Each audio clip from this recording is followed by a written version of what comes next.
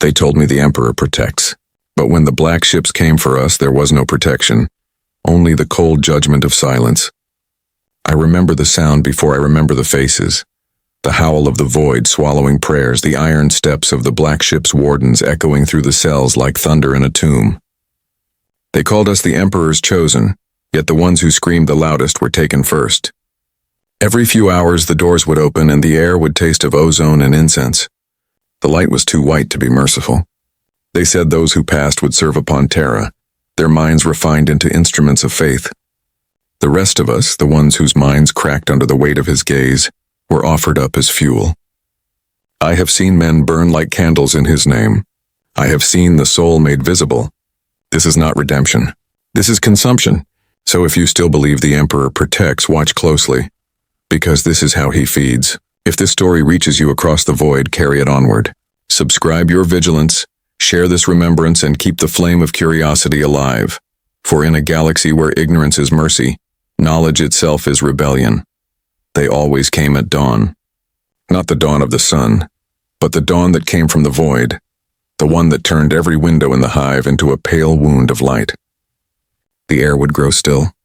The chatter of market vox and distant machinery would fade, as if the city itself were holding its breath. And then came the sound, the deep groaning thunder of engines older than the wars that built them. Every child in the Habs had heard it once in their lives. Most pretended they hadn't.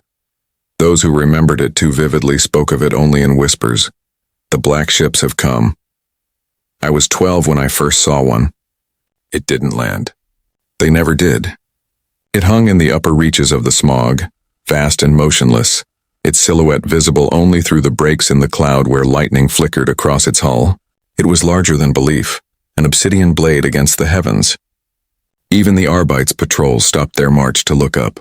The priests at the Manufactorum shrines knelt where they stood, their lips moving through prayers they'd repeated so many times the words no longer meant anything. But everyone understood what it meant. Somewhere in the lower hives a census had begun. The administratum scribes called it the harvest of the mind. The Schola instructors called it the Emperor's selection. But to the people who lived in the vents and under the rusted bridges of the hive, it had another name, the Quiet War. Because that's what it was, a war fought without armies, where the only weapons were whispers and birthmarks, and the only victory was to remain unseen. Every year, the black ships took thousands.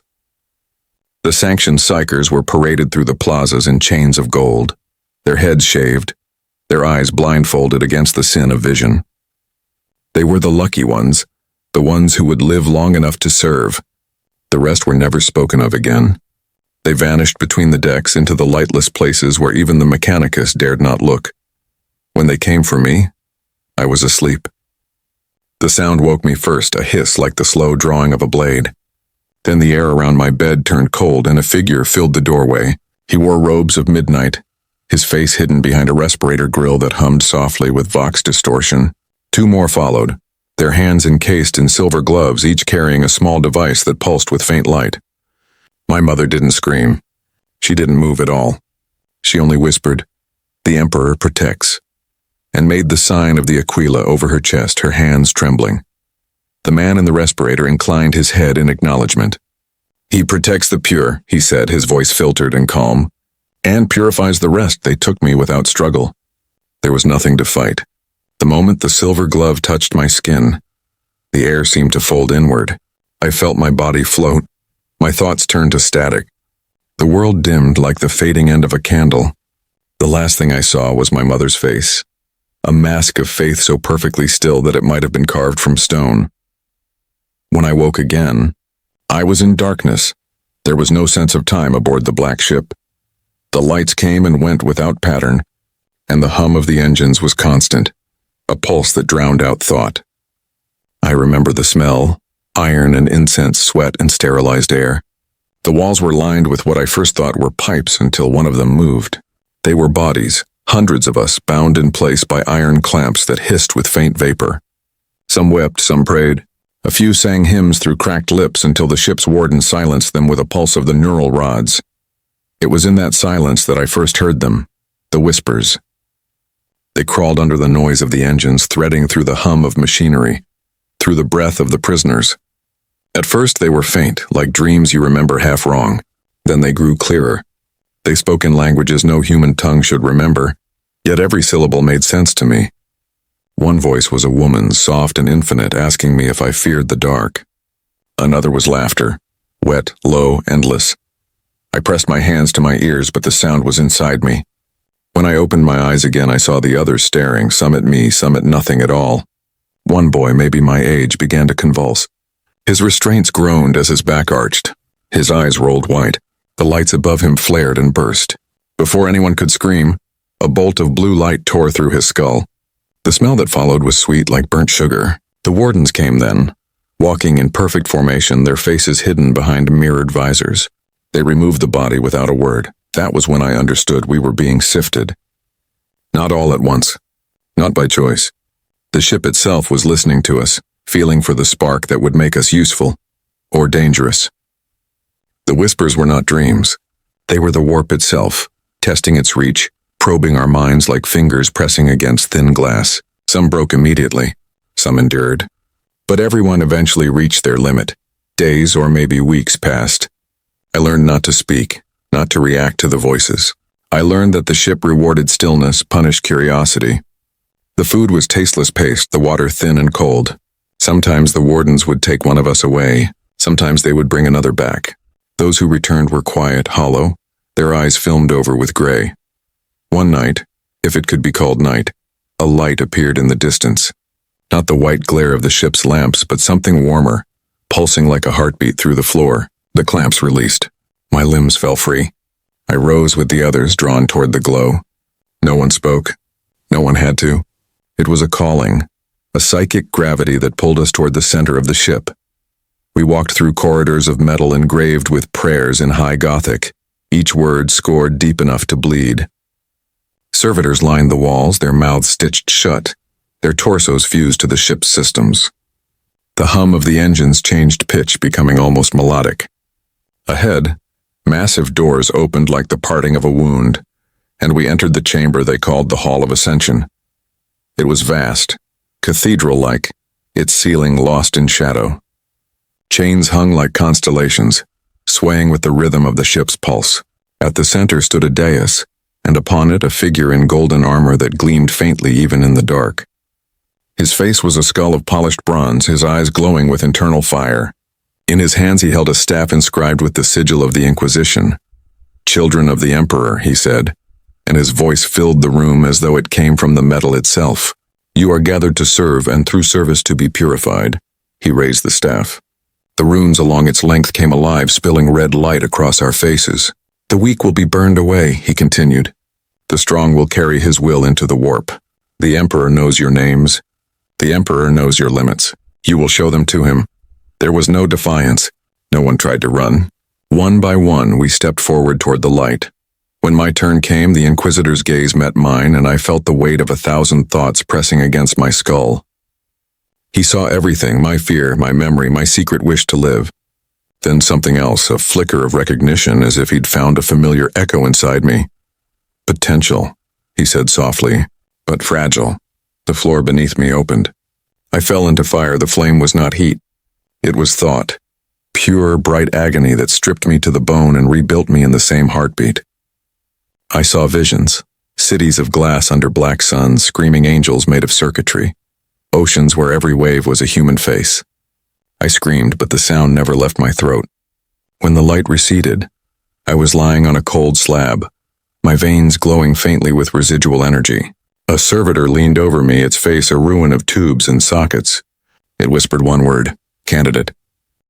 Those who failed did not return. Their ashes were collected in urns and carried away by silent acolytes. Those who survived were branded with the mark of sanction, the imperial aquila burned into the flesh of our palms. The next phase awaited us, the test of silence and flame. They led us deeper into the ship, past the chanting cells and the furnace altars, into the regions where even the warden's steps grew hesitant. The air there tasted metallic and dry, as though every breath was drawn through old wire. I remember walking barefoot along the grated deck, feeling the vibration of engines through my bones, the pulse of something vast and half-living moving beneath the metal. None of us spoke. Our throats were still raw from the light. Every corridor was etched with runes, warnings, prayers, containment wards. Wherever we were headed, the ship feared it as much as we did. We were herded into what I later learned was the observation trench, a narrow, vaulted space overlooking the main ritual pit. Transparent adamantine walls separated us from the vast chamber beyond. There, suspended in a web of gold cables, hung hundreds of Psykers, failed, promising, and unclassified, each encased in containment spheres that glowed with dim energy. The light pulsed in time with the ship's reactor core. At the far end of the chamber, high above the spheres, stood the priests of the Scholastica Psychana. They moved with deliberate grace, their robes trailing behind them like oil on water. The Inquisitor's voice returned through the vox, amplified, hollow. What you see before you are the Emperor's instruments, those who will be refined into clarity or consumed by purpose. Watch and remember your place. A hum rose, soft at first, then louder until it seemed the metal itself was trembling. The Psykers in the spheres began to convulse. Energy arced from one containment field to another, white fire skipping between bodies like lightning across storm clouds. Some screamed. Others burst into light and were gone, their essence swallowed by the ship's machinery. The priests chanted, their words synchronized to the surges of power. Through death, illumination. Through sacrifice, strength. One of the girls beside me, small and skeletal, whispered a prayer. The moment her lips moved, her eyes rolled back and blood streamed from her nose. Her body lifted from the deck and struck the wall with a sound like meat hitting metal. The wardens didn't move. The chamber didn't pause. She simply stopped existing, her absence swallowed by the hum. I pressed my hand against the glass, staring at the storm of souls beneath. That was when I felt it again, the whisper. Not from the warp this time, but from within the crowd. Someone was speaking to me, though no mouths moved. Don't look at them. Look up, I obeyed. High above the ritual pit at the very crown of the chamber was something I hadn't noticed before. A single column of light, faint and distant, descending from an aperture that opened directly into the void. It wasn't a beam of illumination, it was more like a tear, a wound leaking brilliance. Around its edges the air shimmered and bent, and for the briefest instant I thought I saw shapes moving within it, figures outlined in gold and shadow, vast beyond comprehension. The whisper came again. That is where your mind will go if you fail. Then the light contracted, folding in on itself, and the chamber fell silent. The Psykers in their spheres were still. The priest raised their hands. One of them, his face half machine, half prayer, spoke into the vox. Assessment complete. Proceed with isolation. The wardens turned toward us. We were led in lines toward the partition doors, each of us separated one by one. No one resisted.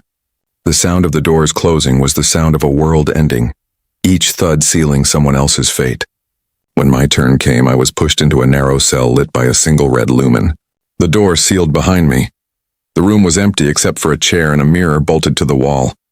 The mirror's surface shimmered faintly as though it were made of liquid metal. I sat because there was nowhere else to go. The light dimmed and the mirror began to ripple. A voice, soft and measured, filled the cell. State your designation. I don't have one, I said. My voice sounded strange in the small space, smaller than I remembered. The mirror pulsed once. Incorrect. Every soul bears a designation. Speak what you remember. My name is Alaric, I said. The surface of the mirror flickered. My reflection stared back, but it was wrong. The eyes were older. The scars were new. You will not be Alaric much longer, the voice said. Names are a luxury of the untested. The reflection tilted its head. Do you know what awaits those who fail? I shook my head. They are blessed, it said simply. Their minds are offered to the Emperor's light. Their thoughts join the Astronomican. They become eternal, is that true? The reflection smiled, a perfect empty thing. Truth is not required. Faith is. The red light intensified, bleeding across the room. The reflection blurred and changed again. Now it wasn't me. It was my mother standing in the doorway of our hab, hands trembling as she whispered, The Emperor protects. Do you still believe her? The voice asked. I opened my mouth to speak, but the words failed. A surge of static roared through my skull. The mirror shattered without sound, shards hanging in the air like fragments of frozen thought. Each reflected something different. Faces, places, ghosts of memory. I saw the boy who had burned, the Inquisitor's eyes, the warp tearing itself open. Then the shards began to dissolve, falling like ash. When I woke again, I was on my knees in a corridor lit by pale blue lumens. My head throbbed. My hands were shaking, the Aquila brand on my palm still warm. Around me, others knelt the same way, dazed and trembling. The wardens moved among us, marking our foreheads with cold fingers. Some were pulled away and dragged through the side doors. The rest, including me, were ordered to stand. "Survivors," one of the wardens said, his voice flat. "You will proceed to the next evaluation." The girl beside me whispered, "How many of us?" The warden didn't look at her. "Enough." We were herded forward once more toward the inner decks where the air grew warmer and the smell of ozone thickened. Somewhere beyond the bulkheads, the ship was entering orbit around Terra. I could feel the pull of the world below, the faint pressure of gravity returning, the first whisper of atmosphere against the hull. For the first time I saw light through the viewports. Not the false glow of warp storms or reactor fire, but real light, pale gold, hazy with distance. Terra, the cradle and the grave of all who served the Emperor. Some of the Psykers began to weep. Others smiled through cracked lips. I didn't feel either. I just stared at that distant sphere of golden storm and wondered how many of us would ever touch its surface alive. Because I understood now what the whispers had meant. The harvest wasn't over. It had only just begun. The descent to Terra was not descent at all, it was surrender. The black ship did not land in the way other vessels did. It sank, slow and deliberate, through the dense cloud layers, the hull trembling as it met the weight of the atmosphere. From the viewing slit above my restraint cell, I saw flashes of lightning crawling across the iron skin of the ship, illuminating its scars like veins. No one spoke. The sound of descent was prayer enough. When the impact came, it was soft, a sound like a sigh. The ship's engines powered down, replaced by the deep mechanical hum of docking clamps sealing against the sanctified spires of Terra's orbiting port. The air changed immediately. Gone was the sterile tang of recycled oxygen. Here it smelled of incense, dust, and something older. Ashes, perhaps. The wardens moved in silence, their armor coated in fine gold dust that caught the light as they passed. One by one, we were unshackled and led into the light. The transition was blinding. After weeks in darkness, even the dim corridors of the Imperial landing bay felt like staring into a star. Statues lined the walls, angels, saints, warriors, and things too vast to name. They towered over us, eyes hollow, wings broken. Between them stood adepts in red robes chanting as we passed, swinging censers that released waves of gray smoke. Every breath tasted of burnt metal and holy oil. We were marched across a bridge of iron toward a single massive gate flanked by 2 custodian guards. They were motionless, their armor gleaming like liquid sunlight, each one easily 3 meters tall. The sight of them silenced every thought in my mind. For all the Inquisition's authority, these warriors were something else, something purer, closer to the Emperor than flesh had any right to be. The gate opened with a low groan, and we entered the vaults of the Scholastica Psychana. Inside, the air felt heavy, charged. The architecture was impossible, arches that reached into mist, pillars carved with faces that watched without eyes. Every surface vibrated faintly, as if alive with restrained power. The adepts who guided us said nothing. Their movements were precise, ritualized. Even their silence was a kind of speech. We were divided into groups of 10 and led to separate corridors. My group was guided down a spiral stair that descended far below ground level, the temperature dropping with each turn. The light shifted from gold to white, then to pale blue. Finally, the stair opened into a circular chamber whose walls were lined with hundreds of narrow cells, testing chambers. A robed overseer stood at the center, holding a staff capped with a dimly glowing crystal. His voice carried without effort, resonant and cold. "You will enter alone. You will not speak. You will not pray. The Emperor will hear you regardless." I was the third to be called. The door slid open, and I stepped inside.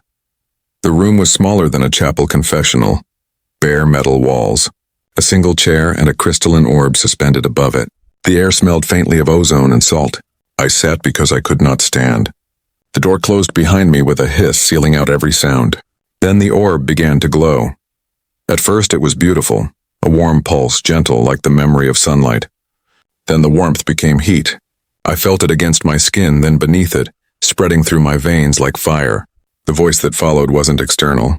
It rose from inside my head. "Show us your strength." The light intensified. My pulse matched its rhythm. I tried to breathe, but the air had thickened. Thoughts began to melt into one another. Memories, fears, half-formed images. I saw my mother again, but her eyes were empty sockets filled with light. I saw the Inquisitor's bronze skull face. I saw the warp pressing close, whispering promises I couldn't understand. Show us your limits. I clenched my fists, but the heat climbed higher. I could feel the seams of my mind beginning to split. Something deep inside me, something not entirely human, rose in answer. My vision blurred. Lines of fire spread across the walls, forming symbols I didn't recognize. The orb's light changed from gold to red, pulsing faster. Then the whisper returned, the same voice I had heard aboard the ship. Don't let them see everything. For a heartbeat, I understood. The test wasn't about power, it was about control. They weren't looking for strength alone. They were searching for obedience. Those who revealed too much, who reached too far, would never leave this room alive. I forced my breathing to slow. I imagined the light receding, folding inward. I hid the spark inside me behind a wall of silence. The room trembled. The orb flickered as though confused. Then suddenly it dimmed. The heat vanished. The door opened. The overseer stood there, expression unreadable. He looked at me for a long moment, then spoke. You will advance to the next stage. 2 acolytes appeared behind him. Between them they carried a stretcher draped with white cloth. The shape beneath it was small, one of the others from my group. The acolytes didn't look down as they passed. The overseer gestured to the corridor. Proceed. As I stepped back into the hallway, I noticed scorch marks on the floor near the door of the next chamber. The metal was blackened, warped. The adepts were already dragging away the next stretcher. We moved on. None of us spoke. Hours blurred into days. The tests changed form, each more invasive than the last. Some involved machines that reached into the mind, projecting visions so vivid they left scars on the psyche. Others required us to channel energy into crystal conduits until they cracked from the strain. Sleep was rare. Food was tasteless paste. The silence was constant. On the 7th day, they brought us to the Hall of Echoes. It was larger than anything I'd seen. A cathedral hollowed from stone and gold, lined with mirrors that reflected endless versions of ourselves. In the center stood a pit filled with black liquid that shimmered with faint blue fire. The overseer raised his staff. Those who remain will face the silence. Only through it may you hear the Emperor's will. One by one, we were led to the edge of the pit. The liquid hissed as each body entered. Some screamed. Others went rigid and sank without a sound. When my turn came, I stepped forward. The surface reflected my face for a single instant, then swallowed it whole. The silence that followed was absolute, and somewhere within it, I heard a heartbeat that was not my own. There are no sounds in that place, and only the pulse of light. The liquid closed over me like glass and drew me downward, slow as sleep. I expected suffocation, but the black fire was not water. It was thought. Each heartbeat echoed through my skull like a hammer on bronze. Images flared and vanished before I could name them. Faces, towers, oceans of dust. The Emperor's sigil burned across my inner eye. When the current stilled, I was standing. The pit had become a floor of luminous ash stretching into horizonless dark. Above me hung a single sun, pale, distant, watching. The silence pressed against my ears until it became a voice without sound. Why do you seek to live? I tried to answer, but words dissolved before they left my tongue. Instead, the silence peeled memory from me like bark. I saw the slums again, my mother whispering prayers over a cracked aquila. I saw the boy who had burned on the black ship. I saw myself in the mirror that was not a mirror. Each vision flared, then folded inward until only the question remained.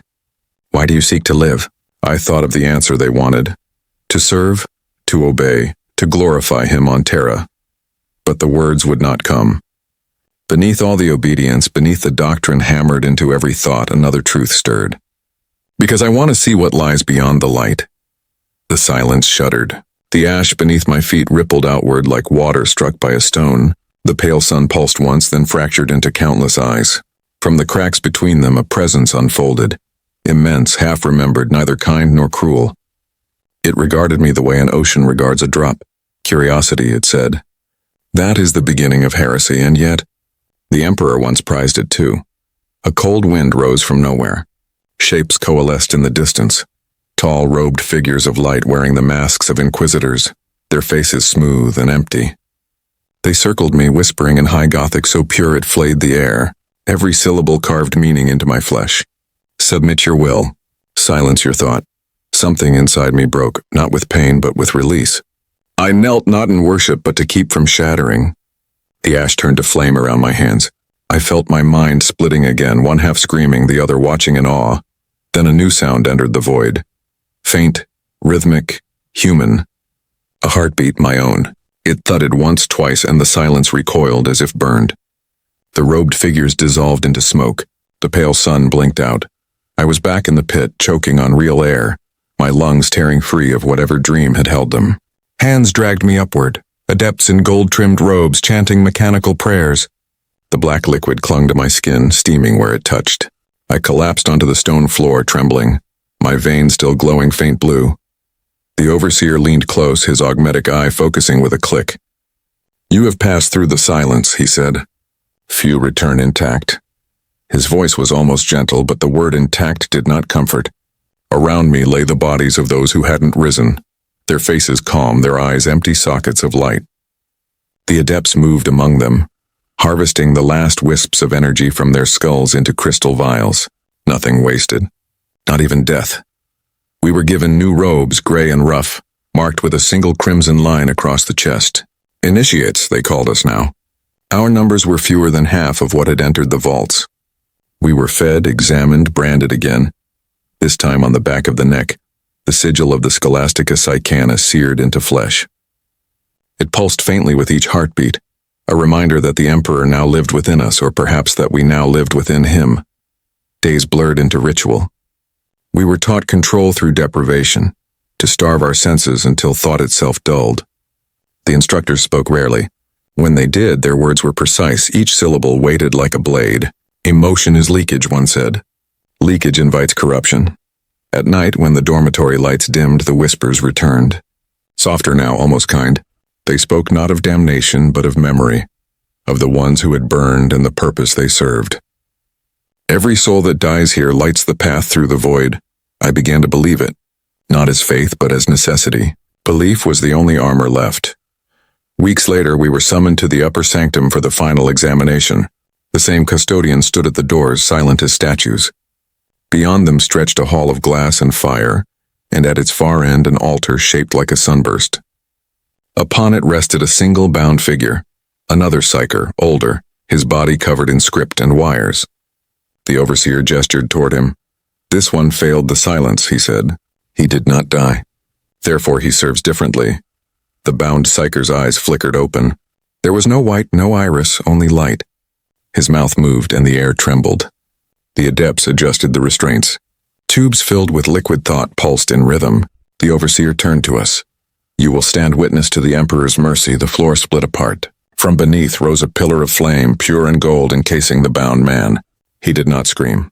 He simply dissolved, his body unraveling into threads of energy that spiraled upward into the unseen.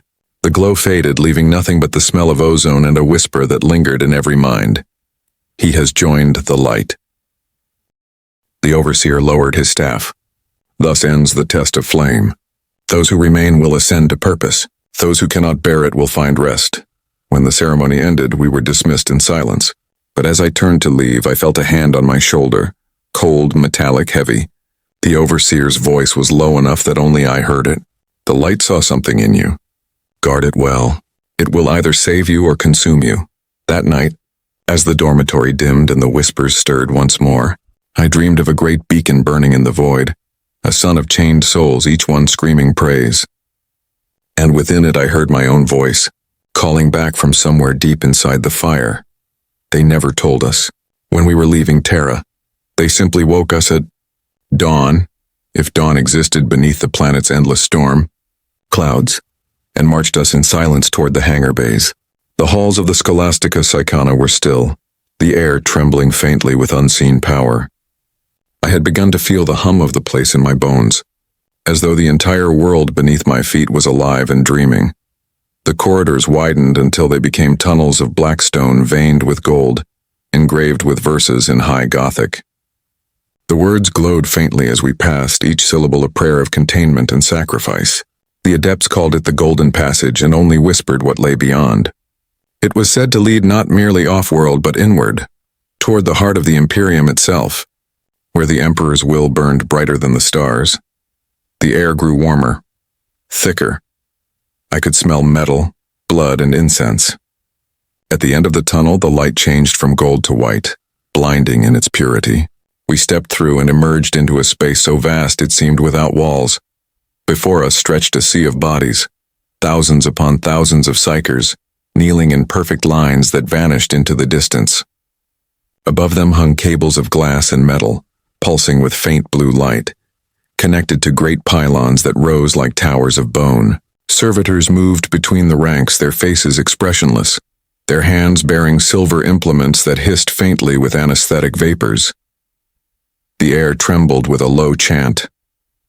It came from the adepts at the far end of the hall, where the ceiling opened to reveal a column of golden light descending from beyond the clouds.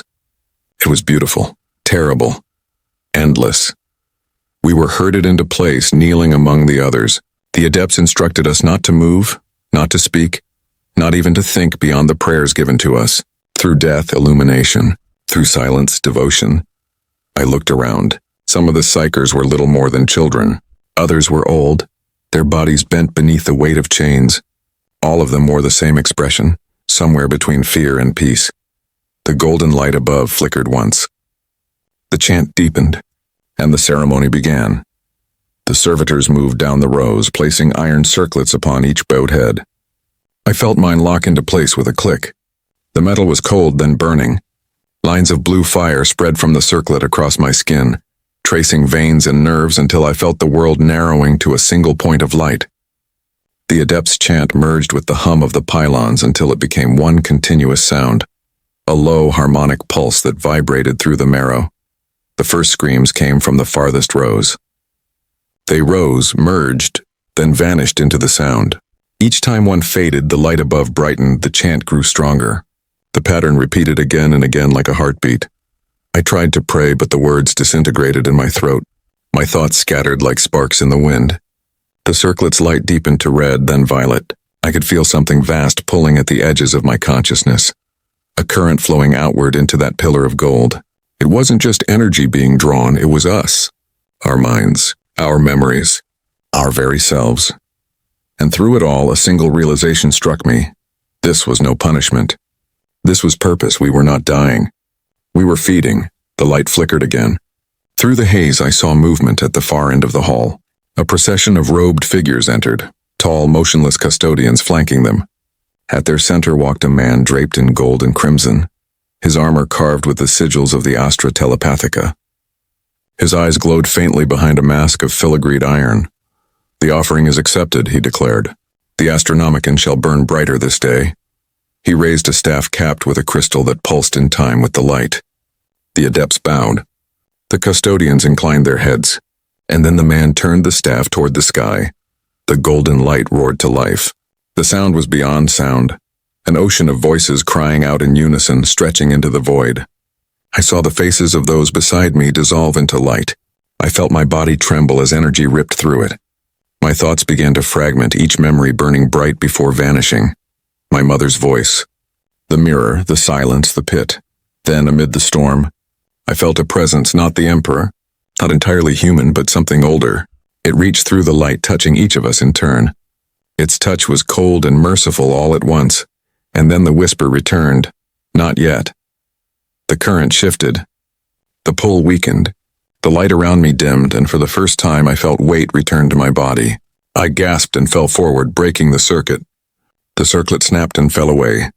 Around me, others continued to burn, unaware that I still lived.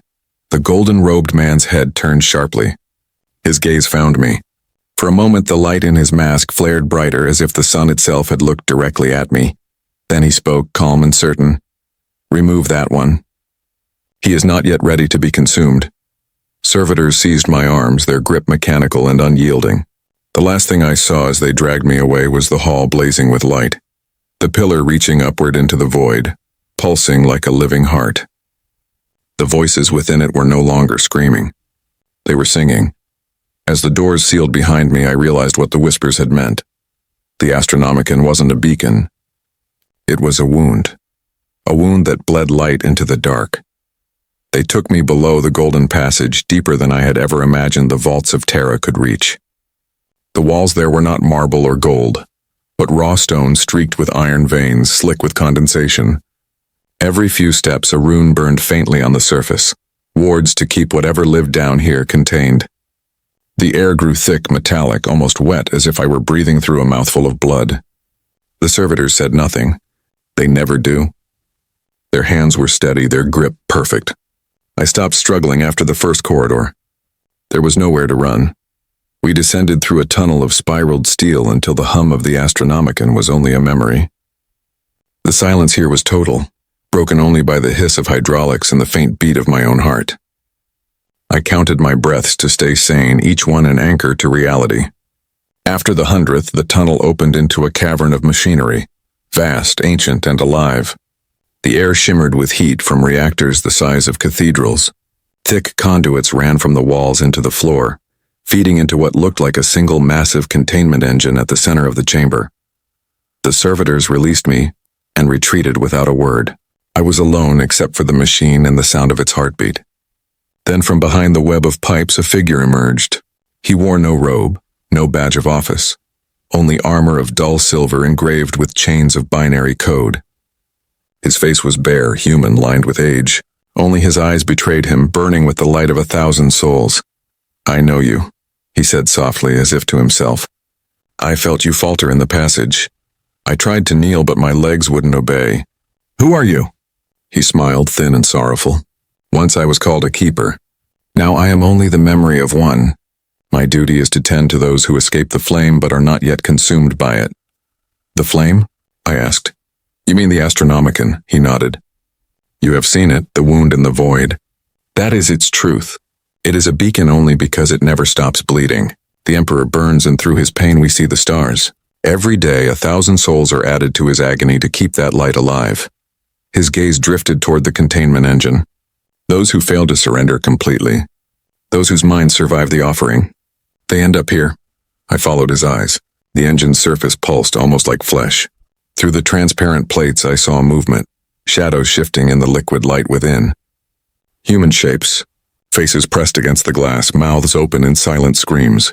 The sound that filled the chamber wasn't the hum of machinery. It was the echo of their thoughts. I stepped closer. The air grew cold. "Are they alive?" "Alive?" he repeated, as if tasting the word. "In a way. Their minds persist, stripped of identity, bound together to stabilize the Astronomican's flow. They are not aware of the passage of time. They are not aware of themselves. They dream the Emperor's dream forever." I stared into the glass. One of the faces turned toward me, eyes wide, unblinking. For a moment I thought it was mine. "Why show me this?" I asked. "Why not just kill me?" The Keeper's expression softened. "Because you are not yet lost. You touched the silence and returned. You resisted the pull of the flame. That means the Emperor has use for you." "Use?" I whispered. "Or hunger?" He didn't answer. Instead, he reached out and pressed his palm against my forehead. His touch was warm, human, gentle. Then my mind exploded. I saw through his eyes the endless vaults of the Astronomican, the rivers of souls flowing into the great machine, the custodians standing watch over the furnaces of light. I saw the Emperor's throne, not as a seat of gold, but as a skeleton of machinery built around a corpse of impossible size. And within that corpse, something still moved. A flicker of thought, a pulse, a whisper of will. Keep the light alive. I gasped and fell to my knees. The Keeper withdrew his hand. "Now you understand." "I understand," I said through clenched teeth. "That we are fuel." He nodded. "We are, but even fuel has purpose. The Emperor's dream requires cost, and cost requires the faithful." "I'm not faithful," I said. "Not anymore." The Keeper's gaze hardened. "Then you are dangerous." The lights in the chamber shifted, growing darker. A low tremor ran through the floor as the engine's pulse quickened. The faces within began to blur, merging into a single, vast shape. I heard the whispers again, louder this time, desperate. "Join us, join us." The Keeper raised his hand, and a shockwave of psychic force hurled me backward. I struck the wall, the breath leaving my lungs in a single gasp. He stepped closer, his eyes now glowing white. You cannot run from the Emperor's will. The moment you were born with the spark, your soul was his. Whether you serve in light or in ash is irrelevant. The floor split beneath me. A column of blue flame surged upward, engulfing the engine. The faces inside screamed as one, their voices merging into a single sound that became the roar of the warp. The keeper vanished in the light. I fell through the crack down into a river of energy that seared the edges of thought. I felt myself dissolving. My body stripped to nothing, my mind unraveling into fragments of memory. And through it all, one idea clung to the core of me. The whisper that had followed me from the ship to Terra and beyond. Not yet. The light changed. The fire dimmed. And when I opened my eyes, I was somewhere else, floating in a darkness so deep it felt infinite. Above me, a single thread of golden light stretched into eternity. It pulsed once like a heartbeat. I reached for it. It pulsed again. And then I heard a voice, not the Emperor's, not the Keeper's, but my own, echoing across the void. At first I thought I had died. The darkness was complete, formless, absolute. There was no sense of time, no boundary between thought and space. I drifted through it like dust through an empty cathedral. My body was gone, but something of me remained. Consciousness, or what little could survive the fire. I could still feel, though not through nerves or skin. It was more like memory given shape. Then came the sound, a pulse slow and steady echoing through the void like the tolling of a distant bell. Each beat sent ripples through the black, carrying faint impressions. Faces, voices, fragments of prayers that had burned into me on the black ship. I realized I wasn't alone. The darkness wasn't empty. It was filled with others, countless others drifting as I did, souls stripped of form, yet still tethered to the living world by some thin, invisible current. They whispered in 100 languages, none louder than the other. Some cried for release, others murmured hymns. One voice, faint and broken, kept repeating a single phrase, "He still sees us." I tried to speak, but my voice came as thought instead of sound. The darkness shivered in response, forming shapes that coalesced, dissolved, and returned again. I saw fragments of places I'd never known. Ruined cathedrals hanging in orbit above dead worlds. Rivers of molten gold pouring through broken manufactorums.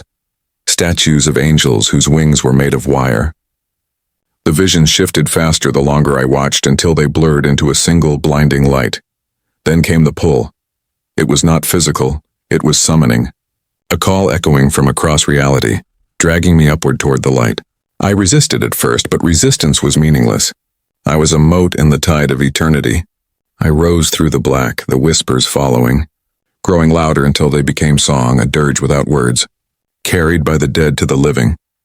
The light engulfed me, and I awoke. The first thing I felt was weight. My lungs convulsed, dragging in air so cold it sliced like glass. I was lying on metal, slick with condensation. The world around me was dim, humming with the low vibration of engines. When I forced my eyes open, I saw the faint outlines of a chamber, the kind used for containment with rune-etched walls and the scent of sanctified oil. Above me, lumen strips flickered in sickly amber light. A voice spoke from somewhere beyond the haze. "Another one returns." Shapes moved through the mist. I tried to rise, but my limbs wouldn't obey. The pain hit next, dull, deep, everywhere at once. My skin burned where the circlet had been. My head throbbed in rhythm with the hum of the machinery. A figure approached and knelt beside me. His face was hidden behind a mask of brass, lenses glowing faintly green. "You're not supposed to be conscious yet," he said. His voice filtered through the mask. "Most don't come back with their minds intact." Where am I?" I rasped. "Within the choir vault," he answered. "Beneath the Adeptus Astra Telepathica. You were meant to feed the beacon. Instead you drifted." "Drifted?" The man nodded. "Between the warp and the flesh, some of you never quite dissolve. The Emperor's light burns through the soul, but sometimes it leaves. Remnants, echoes, you are one of them." He stood and gestured to the shadows. I turned my head and saw others, dozens of Psykers lying on iron slabs like mine. Some twitched as if in dreams. Others were still, their faces peaceful but wrong, as though carved from wax. Thin tubes ran from their temples into the walls, pulsing faintly with golden fluid. "What are they?" I whispered. "Choir remnants," the masked man said. "Fragments of those who returned half-whole. Their minds wander the Astronomican's edges, bridging thought and void. The Imperium calls them dreamers. They are neither alive nor dead. He paused, then added, sometimes they speak. As if in answer, one of the still bodies exhaled. The sound was soft, almost human. Then its mouth moved. The light remembers, it said, voice distant, layered. The eyes opened, pure gold, no pupils, no life. The tubes shivered as the fluid within brightened, pulsing faster. The masked man turned sharply. Restrain it. A servitor moved from the corner, inserting a needle into the body's neck. The golden light dimmed. The dreamer fell silent again. Why keep them alive? I asked. Because sometimes, he said quietly, the Emperor speaks through them. He leaned closer. And sometimes something else does. I met his gaze through the mask. What am I now? An echo, he replied. But one that can still choose. He stepped back, signaling to the servitors. You will be trained, bound. If you survive the integration, you will serve in the choir, your thoughts joined to the Astronomican. You will guide the ships of man through the void. And if I refuse? The man tilted his head, and I thought I saw pity behind the brass lenses. Then the Emperor will reclaim what's left of you. He turned to leave, but as he reached the door, I heard him whisper to another acolyte. Mark this one for observation. His spark has not yet faded. The chamber lights dimmed. The sound of the engines deepened like the heartbeat of some buried god. I lay there staring at the ceiling, trying to decide which fate was worse, being consumed by the light, or becoming its voice. In the distance, one of the dreamers began to weep without tears. The next days, or weeks, time had no meaning there, blurred together in a haze of light and whispers. They moved me from the slab to a cell lined with soft restraints and incense burners. Every few hours, adepts entered to inject serums that burned like liquid ice or attach wires to the base of my skull. Sometimes they asked questions in languages I didn't know. Other times they just watched the readings on their data slates as my mind flickered between the flesh and the void. When I slept, I dreamed, not of memories, but of voices. The dreamers called to me across unseen distances. They spoke in riddles, sometimes in prayer, sometimes in screams. I would awaken with blood running from my nose, the scent of ozone thick in the air. The adepts called it warp resonance. I called it what it was, bleeding between worlds. The masked overseer returned often. He called himself Magister Cordine of the Astra Telepathica, though I doubted that was his true name. Every visit began the same way. A question asked softly, almost gently. What do you remember of the light? Each time I told him the same thing. The wound, the whisper, the sense that I had been seen by something vast and ancient, not malevolent, but infinite in its indifference. And each time he would say, good, as though my words confirmed a calculation only he could see. Once, when he thought I slept, I heard him murmuring to the adepts outside my cell. He retains cohesion despite exposure. Neural integrity 78%. If the Emperor wills it, he may stabilize the choir's fluctuation. That night I dreamed again. But this time I was not alone. The darkness of my mind parted like a veil, revealing the golden thread I had seen before, the one stretching into eternity. I followed it instinctively, though I did not move. Space itself bent and folded until I found myself standing within a hall of impossible scale. Columns of light rose like trees of glass, each one filled with shapes, souls, minds, fragments of memory, swirling within like insects trapped in amber. The air trembled with their whispers, and at the center stood a figure. It was not human. It was not even a shape. It was presence. It radiated warmth and sorrow in equal measure. Every thought I'd ever had, every doubt, every memory of pain seemed to orbit it like dust. The light around it pulsed with the rhythm of a dying star. You should not be here, it said, not in sound, but in the voice of my own thoughts. I don't know where here is. Between the breath and the word, it said. Between life and the Emperor's dream. You have seen too much of his fire and yet have not been unmade. That is dangerous. I didn't choose this, no one does. But all must pay the tithe.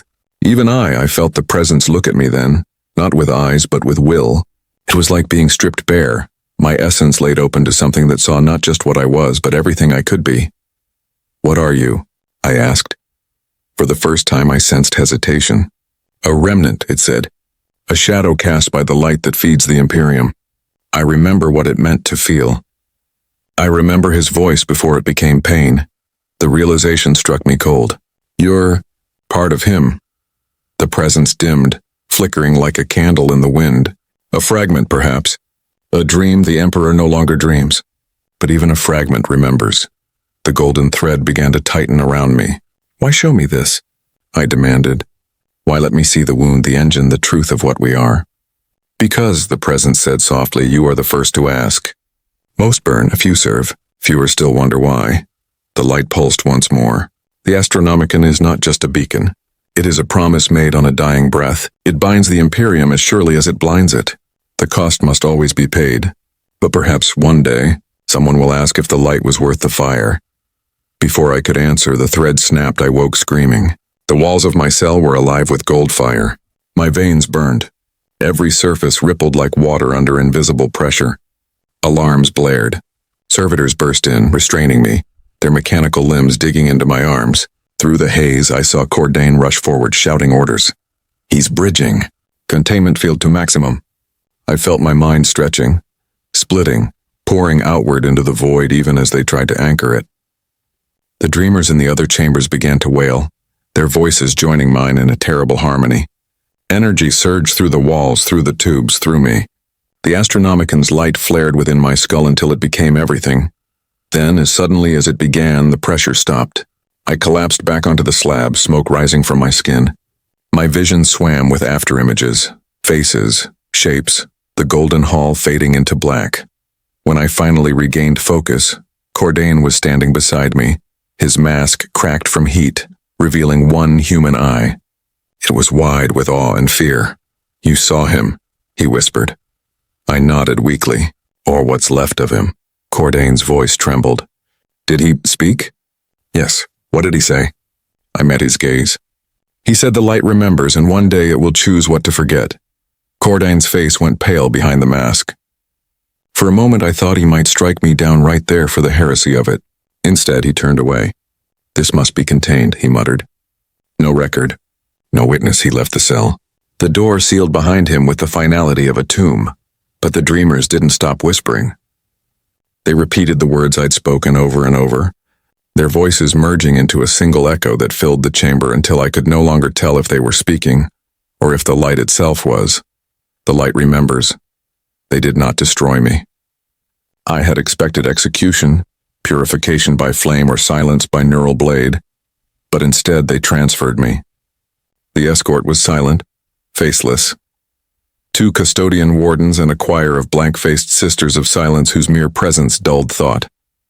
We moved through subterranean corridors beneath the palace, deeper than even the black ships had gone, deeper than the vault of the dreamers. The air grew thicker, older, scented with oil and incense and the faint sweetness of myrrh. The hum of the Astronomican vibrated through the walls like a heartbeat that refused to die. The custodians did not speak, and I could not ask. The sisters' null auras pressed around me, scraping against my thoughts until words bled out of my mind. By the time the lift stopped, my memories had thinned to outlines.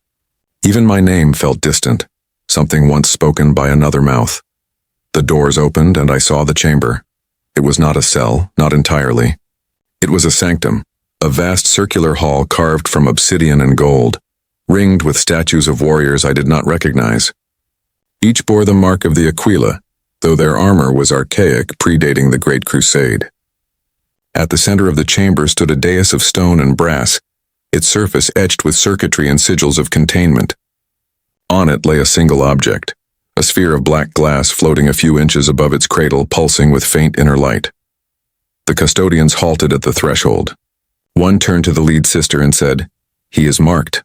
The sister nodded once. Her face was unreadable, her eyes hollow mirrors. Then the sphere will know him.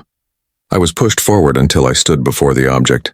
The moment I looked into it, I felt the hum of the Astronomican sharpen inside my skull. The light within the glass flared, blooming gold, and in that instant I understood. It wasn't a relic. It was a vessel, a fragment of the same presence I had touched in the dream. From within the glass came a whisper, not sound, not speech, but a memory that wasn't mine. I saw flashes of battles waged across dead stars, of angels in bronze armor weeping over pyres of their brothers, of the Emperor seated upon the throne, surrounded by cables that drank the light from his veins. "Witness," the whisper said, "remember what they forget." The The custodians took a step back. Even they seemed uneasy. One of them spoke a prayer in High Gothic, voice trembling.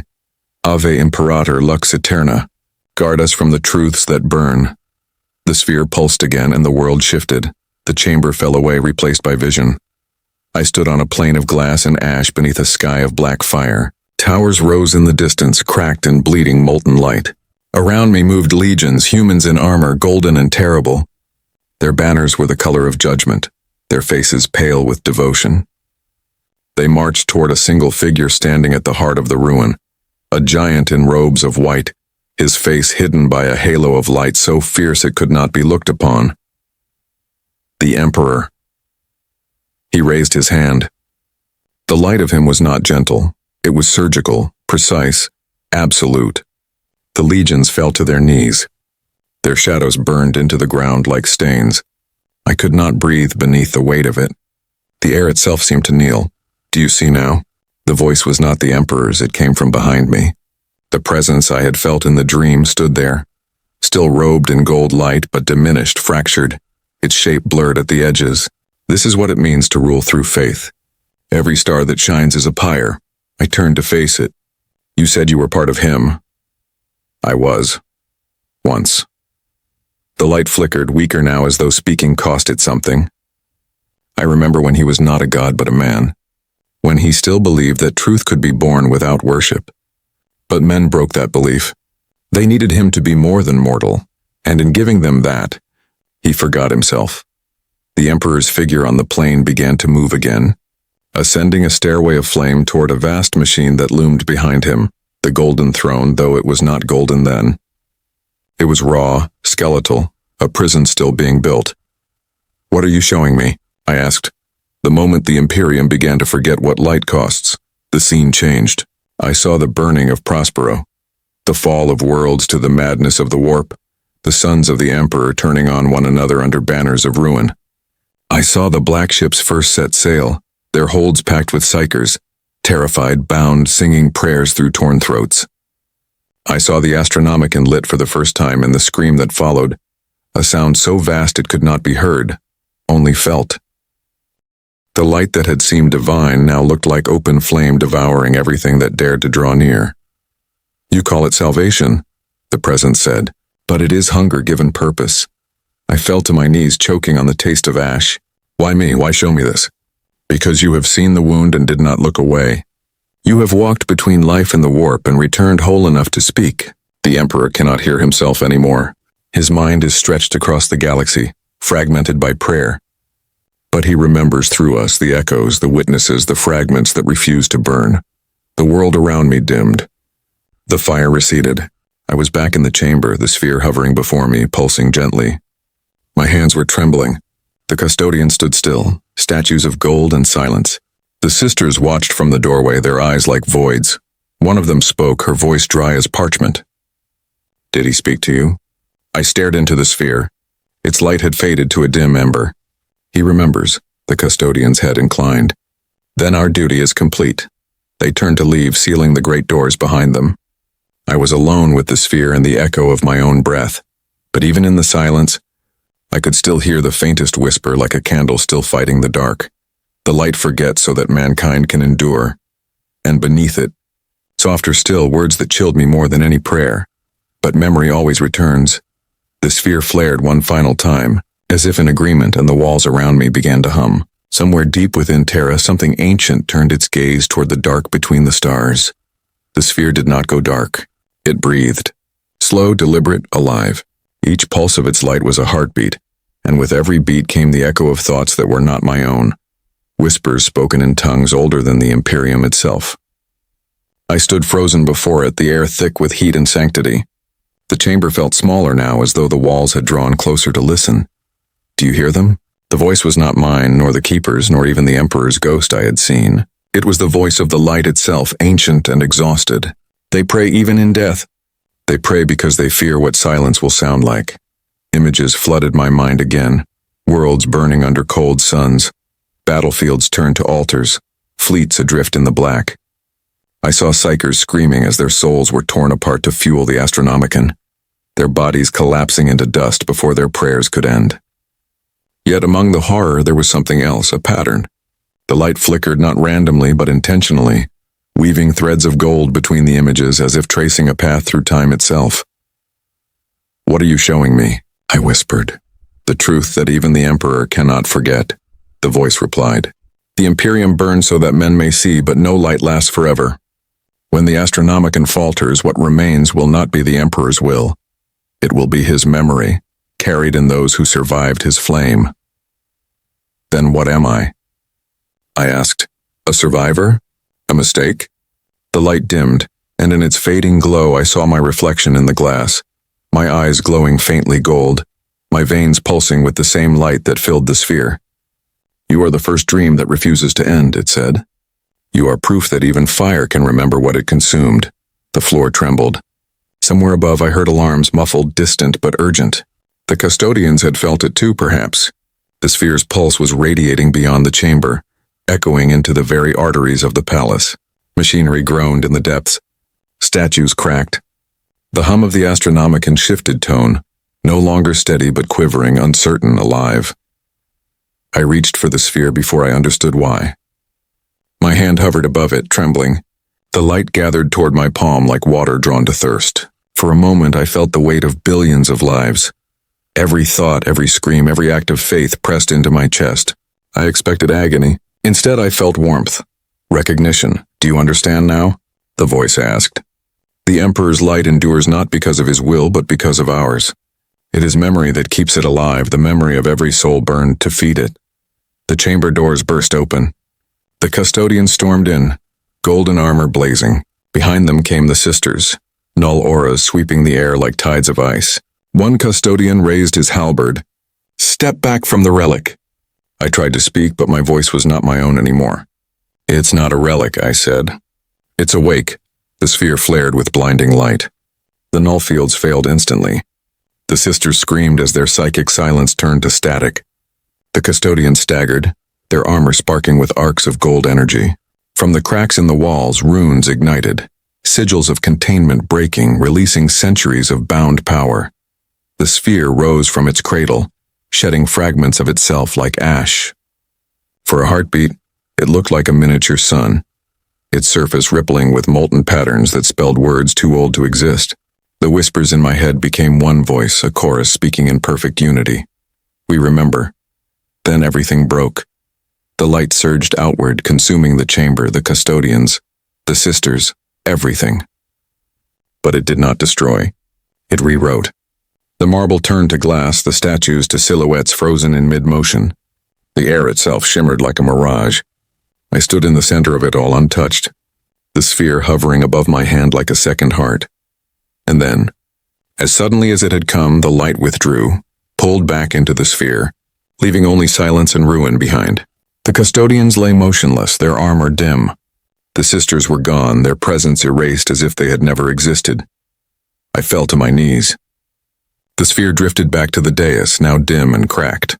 I could still hear the faintest heartbeat within it. I whispered to it, though I didn't know why. "What now?" The voice came softly, fading like a dying ember. "Now you carry the memory. The Emperor's light will fade, as all light must. When it does, tell them what it meant to see him burn."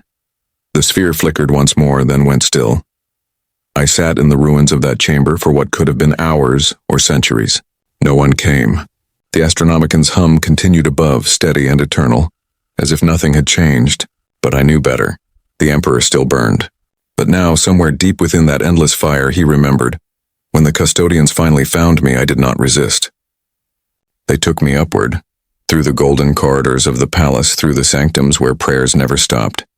I saw the sunrise through stained glass, gold light pouring across Terra like blood through a wound.